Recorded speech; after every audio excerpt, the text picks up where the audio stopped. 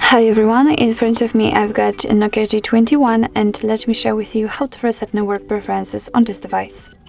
So first of all we have to enter the settings, and now let's scroll down to the very bottom to find System. Now let's tap on Advanced and tap on Reset Options.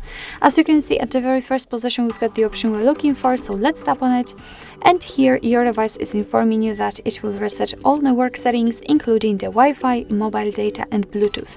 So let's tap on the Reset Settings. If you've got a pattern or a PIN, then enter it in order to confirm the whole step. Here your device is informing you that you cannot undo this action, so just tap on Reset Settings. And here we've got the information that the network settings have been reset successfully. So actually this is it. This is how to reset network preferences in your NOKIA G21. Thank you so much for watching. I hope that this video was helpful, and if it was, please hit the subscribe button and leave the thumbs up.